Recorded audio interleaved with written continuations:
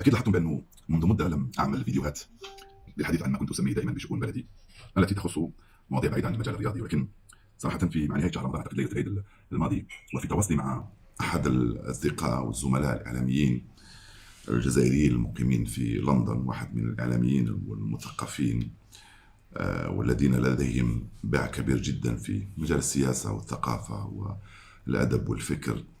مرات قلت لكم انني مريض، راني مختل عقليا، مريض نفسيا، صح، راني نعالج عند طبيب نفسي، لانه يجيني الوسواس في الليل والهلوسه، ومرات نولي غير نترم.